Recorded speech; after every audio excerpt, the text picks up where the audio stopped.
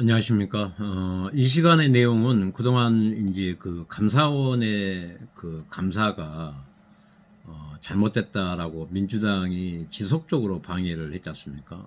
그런데 제가 2022년 7월 달에 감사원에 감사 요청이 있습니다. 변호사를 통해 가지고 관련된 이제 저의 진술을 토대로 김기훈 변호사가 작성을 해서 제출한 게 있습니다. 왜냐하면 이 내용은 내가 그동안 수색을 하면서 좀 그 의문사항들이 너무 많았었거든요.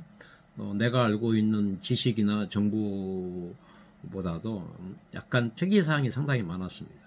그만큼 이때 당시에 문재인 정부, 민주당이 잘못된 국정농단과 정치를 행했었다. 그리고 한 사람의 국가 공무원을 지키지도 않고 또 내가 계속 이것을 언론에 알리다 보니까 또 나의 어떤 입을 막으려는 수작을 많이 했었는데 내용이 좀 딱딱하더라도 끝까지 봐주시면 고맙겠습니다.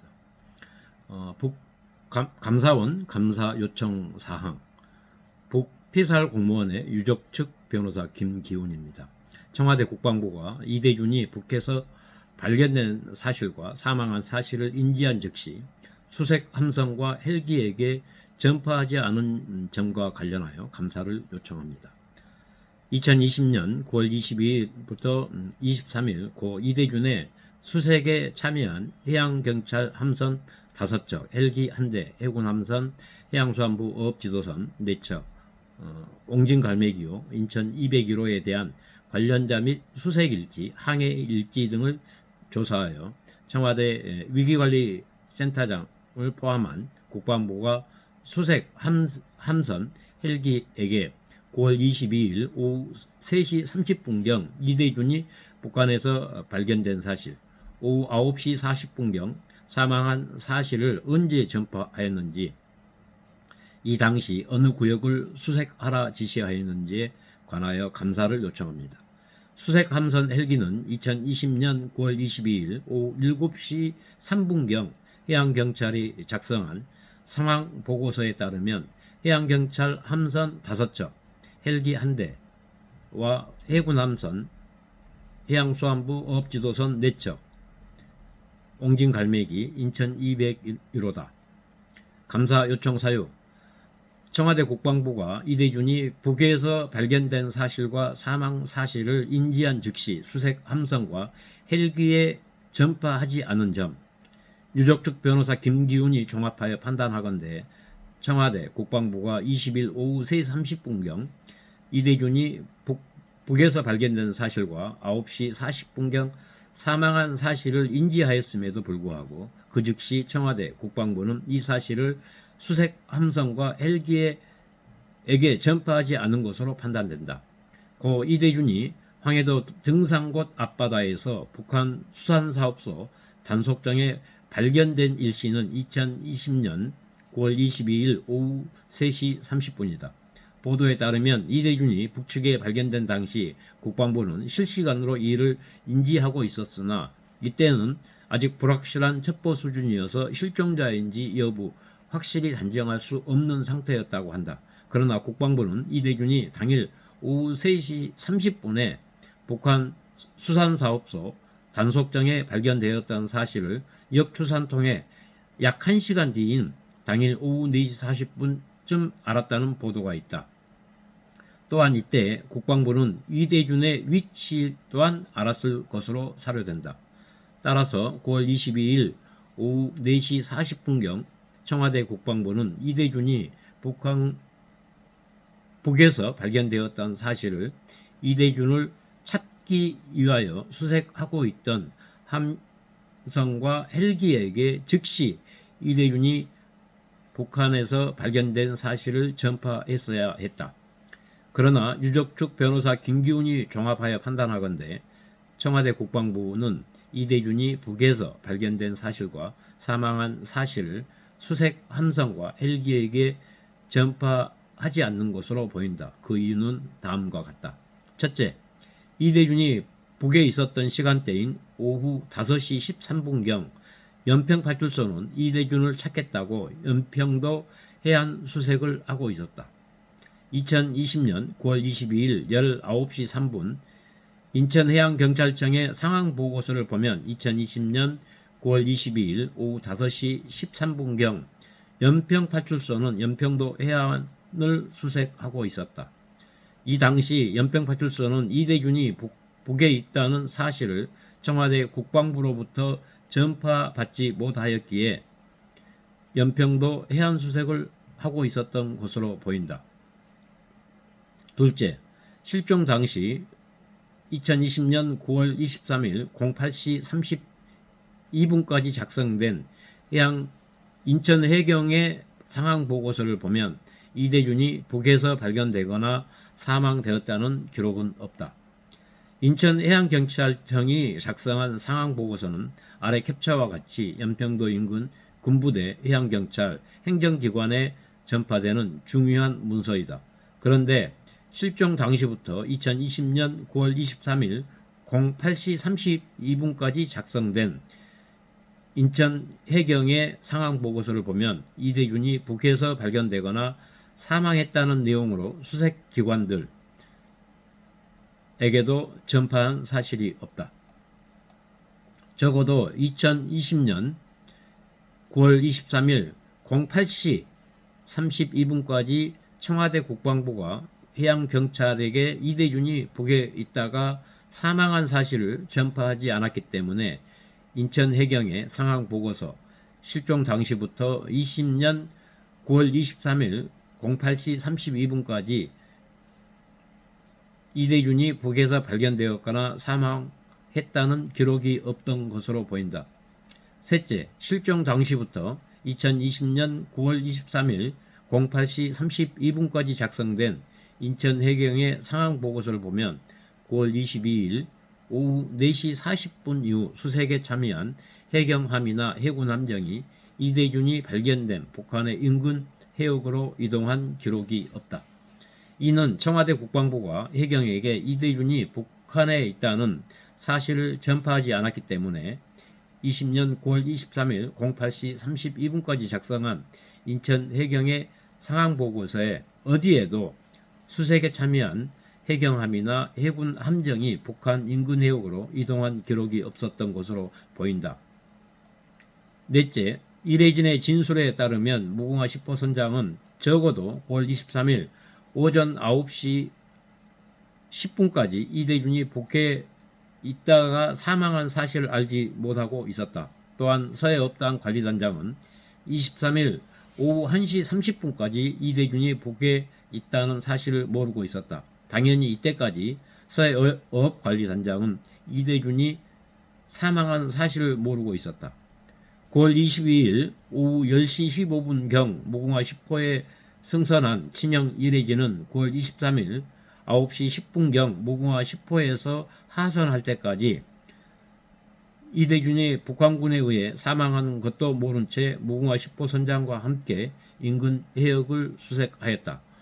무궁화 10호 선장은 이래진이 무궁화 10호에서 하산할 때인 23일 오전 9시 30분까지 이대균이 북해에서 사망한 사실을 알지 못했던 것으로 보인다. 무궁화 10호에서 하산한 이래진은 9월 23일 오전 9시 15분경 무궁화 24호에 승선함으로써 서해업관리단장과 함께 무궁화 24호에 같이 있게 되었다. 23일 오후 1시 반경 서해업관리단 상황 담당자는 뉴스를 보고 이대균이 북한군에게 발견되었다고 업관리단장의 전화로 연락해 알려주었다. 같이 있던 이래진은 서해업관리단장에게 이 사실을 알게 되었고, 즉 서해업관리단장은 9월 23일 오후 1시 반까지 이대균이 북에서 사망한 사실을 모르고 있었던 것으로 보인다. 그 서해업관리단장은 해경 중부청에 알아보겠다고 하선한 후 해경 중부청에 가서 확인하였다. 해경 중부청에 찾아간 서해업관리단장은 담당자에게 확인 중이라고 들었고 이를 이래진에게 알려주었다. 당시 이래진은 무궁화 24호에 승선하고 있었는데 9월 23일 밤 11시 뉴스를 보고 이대균의 사망 사실을 알게 되었다. 그 직후 언론사와 목소리를 변조하여 인터뷰를 하였다. 내용이 길기 때문에 1편과 2편으로 나눠야 될 것 같습니다. 여기 한 7페이지 정도의 그 감사 요청인데요. 지금까지 내가 읽었던 내용대로 저는 22일 날 무궁화 10호에서 올라가 수색을 했었고 23일 무궁화 24호에 다시 올라가 수색을 합니다. 근데 오후 1시 반경에 어업단장이 하선을 해서 중부청에 가서 그때까지만 하더라도 확인 중이라고까지만 저도 전화로 연락을 받았습니다. 이 부분은 뭐냐면 끝까지 철저하게 은폐했었고 그 전에 이제 그 제가 목격했던 그 해작사의 구명동이 전수조사 과정, 또 수색 헬기가 내가 올라가기 전까지는 몇 대 짓다 다니다가 내가 올라가고 나니까 헬기가 갑자기 안 와요. 그리고 컨트롤 수색 함정이 그 사고 현장을 벗어나 버립니다. 아주 사소한 민원을 가지고 그 이유를 핑계로 해가지고 컨트롤함이 이탈을 해버리더라고요. 그러니까 얘네들은 누가 지시를 했는지 이것은 상당히 고의적이고 조직적이었다. 은폐한 사실은. 근데 이제 이 이후에 감사원에서 감사를 했지 않습니까? 1년 동안. 근데 이미 해수부도 알고 있었어요. 알고 있었는데도 불구하고 저한테 얘기를 안 해준 거죠.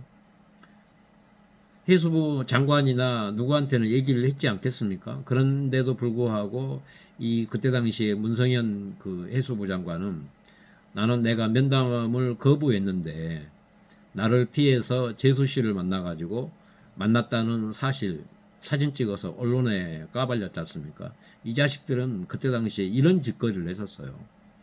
당시 내가 해경이나 국방부나 이제 그 외교부 이런 데는 내가 장관들 면담을 했었는데 해수부는 주무부처 장관이기 때문에 어느 정도 해결을 하고 나서 상황에 관련된 상황을 이제 건의도 하고 어떤 그 알아봐야 되잖아요. 그러려고 면담을 거부했었는데 그냥 사진 한 장 찍고 사진에 그 언론의 내용은 뭐냐면 주무부처 장관이 유가족을 만났다. 그리고 1호의 말을 전했다.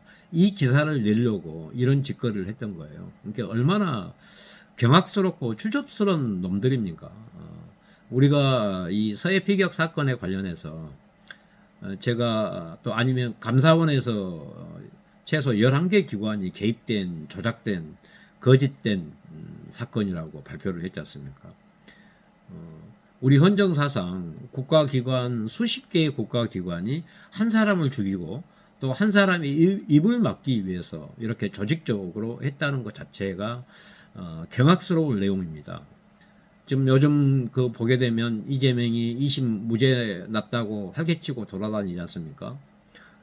근데 이 정당은 반드시 사라져야 되고 역사의 심판을 받아야 될 정당입니다. 서해 사건의 내용이 다소 딱딱하고 지금은 언론에서 많이 멀어져 있어서 좀 관심이 덜 하겠지만 앞으로 재판이 공개되고 이자들의 만행이 속속들이 밝혀지지 않겠습니까? 또 이것을 윤석열 정부의 한동훈과 이원석 이 개자식 같은 놈들이 이 사건을 수사 중간에 드랍을 시켰어요. 하지만 이제 곧 이제 재수사 요청이 있을 거고 내가 이제 앞으로 방송 시간에도 이제 밝혀주겠지만 지금 현재 검찰에서 7, 8개의 이 관련된 사건을 아직도 조사 중에 있어요. 조사하다가 서울중앙지검장이 탄핵돼가지고 거의 한 3개월 동안 아무것도 못했지 않습니까? 이제 법무부 장관이 이제 탄핵에서 풀리면 한동훈과 이원석의 이 개자식들의 라인들을 다 잘라버리고 새로운 수사팀이 보강되지 않겠습니까? 그래서 국정농단의 사건을 이제 조사할 거고, 여기에서 밝혀지면 이제 민주당도 정당의 해산에 관련된 명확한 어떤 정황 증거들이 나오기 때문에 여러분들이 이 사건에 관련해서 진실이 무엇인가, 그동안에 언론에서 수많은 보도를 통해 가지고 제가 해결하고 가는데 힘이 많이 들었지만, 여러분들이 잊지 마시고 이 사건을 주의 깊게 보신다면 이 부분을 제가 어떻게 해결하고 이 자들을 어떻게 응징할지를 보여드리겠습니다. 중요한 것은 수많은 사람들이 민주당의 개인별로 어떤 그 핍박이 있었고 막 그 여러 가지 사건들이 있지 않습니까? 저는 어찌 보면 민주당 전체를 두고 또 문재인 정권의 국정농단에 관련된 아주 방대한 사건입니다. 이것은 실질적으로 보게 되면. 그래서 민주당이나 저 좌파 빨갱이 공산당들이 이 사건을 조작하고 은폐하고 하려고 무던히 지금 그 장난을 치거든요. 그렇게 못 치도록 여러분들이 이 채널이 성장할 수 있게끔 많이 도와주시고 많이 알려주시고 수많은 사람들이 서해 사건의 진실을 알 수 있도록 저에게 힘을 좀 실어 주셨으면 감사하겠습니다. 그리고 이 이후에 또 방송을 바로 또 준비해서 여기에 연결해서 방송을 올리겠습니다. 감사합니다.